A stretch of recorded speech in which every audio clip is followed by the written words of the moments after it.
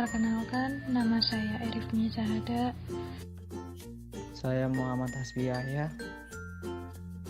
Saya Cynthia Pramudita. Kenapa pemilihan bentuk kepemilikan usaha merupakan keputusan manajemen yang amat penting? Karena ketika seorang wirausahawan sudah memutuskan untuk meluncurkan usahanya, pemilihan bentuk kepemilikan bisnis merupakan langkah awal dalam menjalankan usaha bisnis tersebut. Sebab berhasil atau tidaknya bisnis yang dijalankan tergantung dari keputusan tersebut. Tanpa adanya pemilihan bentuk kepemilikan usaha akan sangat berpengaruh terhadap keberlangsungan jangka panjang wirausahawan maupun usaha itu sendiri. Jika tidak bertindak dengan benar dari awal dan mengubah suatu usaha dari suatu bentuk kepemilikan ke bentuk kepemilikan lainnya, akan memicu berbagai macam konsekuensi untuk usaha tersebut. Kriteria umum memilih bentuk kepemilikan usaha. Batas wewenang dan tanggung jawab pemilik. Ketika menjalankan bisnis, ada dua hal yang sangat erat berkaitan, yaitu mengenai pengambilan keputusan dan batas wewenang dalam menjalankan bisnis. Karakter badan usaha sangat menentukan hal ini, karena tidak semua badan usaha memiliki pemisahan tanggung jawab antara pemilik dengan badan usahanya. Kapasitas keuangan dan kemudahan pendirian. Umumnya, para pebisnis berskala kecil ingin memilih pendirian badan usaha yang prosesnya sederhana dan biaya sesuai dengan kapasitas keuangannya.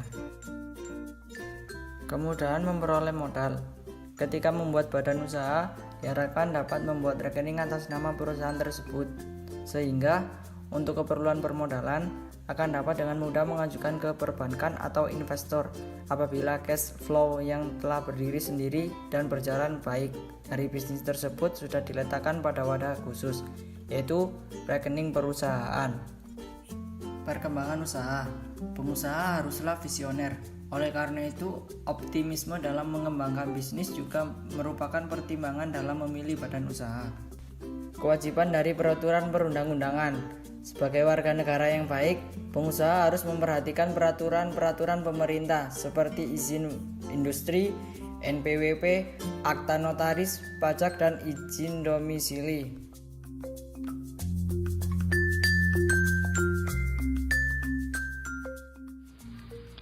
Di sini ada berbagai macam bentuk-bentuk badan usaha. Yang pertama, perusahaan perseorangan.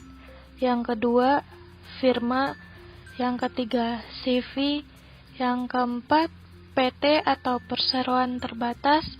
Yang kelima, ada BUMN, yaitu badan usaha milik negara. Yang keenam itu ada koperasi. Yang ketujuh, ada penggabungan atau kombinasi perusahaan. Untuk yang pertama itu ada perusahaan perseorangan. Perusahaan perseorangan itu merupakan suatu bisnis yang dimiliki dan dikelola oleh satu orang saja. Orang tersebut menjalankan usahanya untuk mendapat keuntungan dari bisnisnya. Pemimpin dalam perusahaan ini merupakan pemilik dan mempunyai tanggung jawab yang tidak terbatas. Contoh perusahaan perseorangan itu seperti usaha bengkel, pertokoan, bioskop, karaoke, dan sebagainya. Di perusahaan perseorangan ini tentunya mempunyai kelebihan. Yang pertama, mudah untuk memulai. Ya, itu kan karena hanya dimiliki oleh satu orang pemilik dan dikelola oleh satu orang, tentunya sangat mudah untuk dimulai. Yang kedua, adanya kebebasan dan fleksibilitas. Yang ketiga, pemilik memiliki laba. Yang keempat, kerahasiaan usaha relatif lebih terjamin.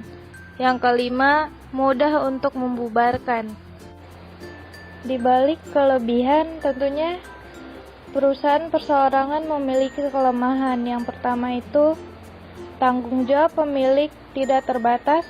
Yang kedua, keterbatasan dalam kemampuan manajerial. Yang ketiga, keterbatasan sumber keuangan. Yang keempat, kurang stabil. Yang kelima, menyita banyak waktu karena dia hanya mengolah sendiri. Yang keenam, kesulitan dalam menyewa dan mempertahankan pekerjaan yang baik. Selanjutnya ada firma. Bentuk bisnis firma merupakan suatu persekutuan untuk menjalankan usaha antara dua orang atau lebih dengan nama bersama. Tanggung jawab masing-masing anggota firma tidak terbatas, sedangkan keuntungan dan kerugian dibagi bersama. Firma didirikan dengan akte notaris yang didaftarkan pada panitera pengadilan setempat dan diumumkan dalam berita negara. Pemodalan berasal dari pemilik dengan suatu jumlah yang diatur bersama dan kemungkinan hanya ada yang memasukkan keahlian ke dalam firma. Untuk anggota yang hanya memasukkan keahlian, bagian labanya sama dengan anggota yang menyetor modal paling kecil. Jika dilihat dari ketentuan pasal 16 KUHD, letak kekhususan firma adalah unsur formal dan unsur material. Unsur formal dalam firma adalah yang pertama, menjalankan perusahaan yang memenuhi syarat, terang-terangan, terus-menerus, dan mencari untung. Yang kedua yaitu memakai nama bersama. Unsur material adalah tanggung jawab tiap-tiap peserta secara pribadi untuk seluruhnya mengenai perserikatan persekutuan. Selanjutnya kelebihan firma. Yang pertama yaitu jumlah modal relatif lebih besar dibandingkan usaha perseorangan. Yang kedua, kemampuan organisasi dan manajemen lebih besar. Yang ketiga, lebih mudah memperoleh kredit. Yang keempat, yaitu pendiriannya relatif mudah. Namun, ada juga kekurangan dari firma, yaitu yang pertama, tanggung jawab pemilik tidak terbatas. Yang kedua, kelangsungan usaha relatif tidak menentu. CV Commanditaire Vennootschap. CV atau disebut Commanditaire Vennootschap adalah suatu perjanjian kerjasama untuk berusaha bersama-sama antara orang-orang yang bersedia memimpin, mengatur perusahaan dengan bertanggung jawab penuh dengan kekayaan pribadinya, dengan orang-orang yang memberikan pinjaman, tidak bersedia memimpin perusahaan, serta bertanggung jawab terbatas pada kekayaan yang diikutsertakan dalam perusahaan tersebut. Kelebihan dari CV yaitu pertama, modal terkumpul relatif besar. Yang kedua, relatif mudah memperoleh pinjaman modal. Yang ketiga, kemampuan manajemen lebih besar. Dan yang keempat, pendiriannya relatif mudah. Lalu untuk kekurangan CV yaitu pertama, sebagian sekutu mempunyai tanggung jawab tidak terbatas. Yang kedua, kelangsungan hidup perusahaan relatif tidak menentu. Yang ketiga, sulit untuk menarik kembali modal yang sudah ditanamkan dalam bisnis, terutama bagi sekutu pimpinan. Selanjutnya, itu ada perseroan terbatas atau PT. Perseroan terbatas merupakan bentuk perusahaan yang terdiri atas pemegang saham yang mempunyai tanggung jawab terbatas terhadap hutang-hutang perusahaan sebesar modal yang disetor. Perseroan terbatas ini merupakan organisasi berwatak kapitalis yang bertujuan mencari keuntungan. Modalnya ditetapkan lebih dahulu dan dibagi-bagi dalam saham. Saham itu dijual kepada siapa saja yang berminat, tanpa memperhatikan sifat-sifat orang yang bersangkutan. Perseroan terbatas ini memiliki kelebihan. Yang pertama itu tanggung jawab yang terbatas dari pemegang saham. Yang kedua, kelangsungan hidup perusahaan lebih terjamin. Yang ketiga, relatif mudah memperoleh modal. Yang keempat, manajemen yang kuat dan lebih besar. Yang kelima, mudah untuk memindahkan hak milik perusahaan dengan menjual sahamnya kepada pihak lain. Kekurangan PT ini yang pertama, pendirian perusahaan relatif sulit. Yang kedua, biaya pendirian perusahaan relatif besar. Yang ketiga, pendirian relatif lama. Yang keempat, rahasia perusahaan relatif kurang terjamin. Selanjutnya yaitu ciri-ciri PT. Yang pertama, didirikan dengan akta notaris dan disahkan oleh Departemen Kehakiman. Yang kedua merupakan persekutuan modal. Yang ketiga tak langsung mengerjakan kepentingan anggota dan anggotanya bersifat menunggu. Yang keempat maju mundurnya usaha tergantung pada kecakapan direksinya. Yang kelima hak suara dan rapat anggota seimbang dengan besar kecilnya saham yang dipegang oleh anggota masing-masing. Yang keenam, besar kecilnya keuntungan tergantung kepada jumlah saham yang dimiliki anggota. Yang ketujuh, pada umumnya acuh tak acuh terhadap kesejahteraan masyarakat. Badan usaha milik negara atau yang disebut BUMN.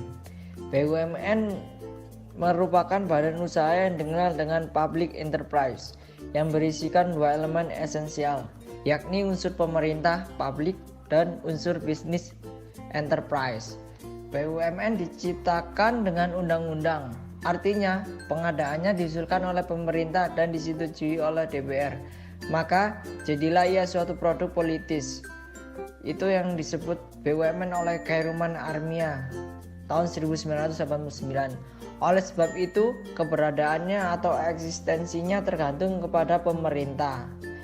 Karakteristik BUMN: pertama, usahanya bersifat membantu pemerintah dalam membangun fasilitas publik. Kedua, menghasilkan barang karena pertimbangan keamanan dan kerahasiaan harus dikuasai negara. Tiga, melaksanakan kebijakan strategis pemerintah. Keempat, tujuan melindungi keselamatan dan kesejahteraan masyarakat. Kelima, usaha bersifat komersil dan fungsinya dapat dilakukan swasta. Bentuk badan usaha selanjutnya itu ada koperasi. Menurut Undang-Undang Nomor 25 Tahun 1992, koperasi adalah badan usaha yang beranggotakan orang-orang atau badan hukum koperasi dengan melandaskan kegiatannya berdasarkan prinsip koperasi sekaligus sebagai gerakan ekonomi rakyat yang berdasarkan atas asas kekeluargaan. Usaha koperasi disusun oleh anggota dan untuk anggota. Pimpinan dalam koperasi disebut pengurus yang dipilih oleh anggota dalam masa jabatan tertentu. Dikatakan bahwa koperasi tumbuh dari golongan lemah, bersatu guna memenuhi kebutuhan bersama. Usaha koperasi lebih banyak bersifat sosial, menolong anggota daripada mencari untung yang sebesar-besarnya. Dalam sejarah perkembangan koperasi di negara kita, ada undang-undang yang mengatur gerakan koperasi. Undang-undang koperasi yang pertama ialah Undang-Undang Nomor 12 Tahun 1967. Kemudian Undang-Undang Nomor 12 ini diganti dengan yang baru, yaitu Undang-Undang Koperasi Nomor 25 Tahun 1992. Menurut Undang-Undang Nomor 12 Tahun 1967, Koperasi Indonesia adalah organisasi ekonomi rakyat yang berwatak sosial dan beranggota orang-orang atau badan hukum koperasi yang merupakan tata susunan ekonomi sebagai usaha bersama berdasarkan atas asas kekeluargaan. Selanjutnya yaitu penggabungan atau kombinasi perusahaan. Penggabungan usaha adalah usaha pengembangan atau perluasan perusahaan dengan cara menyatukan perusahaan dengan satu atau lebih perusahaan lain menjadi satu kesatuan ekonomi. Dalam penggabungan atau kombinasi suatu badan usaha ialah kerjasama beberapa perusahaan atau badan usaha yang semula berdiri sendiri-sendiri. Sifat penggabungan usaha. Pertama, integrasi horizontal. Integrasi horizontal yaitu penggabungan perusahaan-perusahaan dalam lini usaha atau pasar yang sama. Misalnya, perusahaan consumer product bergabung dengan perusahaan consumer product juga. Lalu, untuk integrasi vertikal. Integrasi vertikal merupakan penggabungan dua atau lebih perusahaan dengan operasi yang berbeda secara berturut-turut. Tahapan produksi dan atau distribusi yang sama. Misalnya, Merck & Co salah satu perusahaan obat terbesar mengakuisisi Medco Containment Service, distributor obat-obatan dokter. Lalu konglomerasi.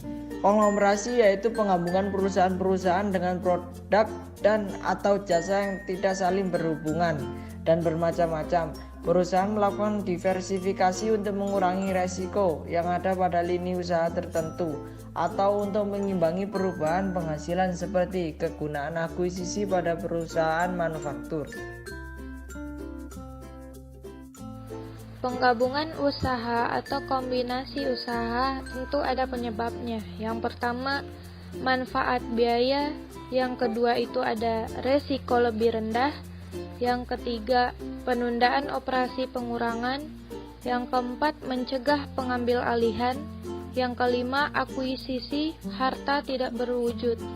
Yang keenam, itu ada alasan-alasan lain seperti krisis ekonomi dan yang lainnya.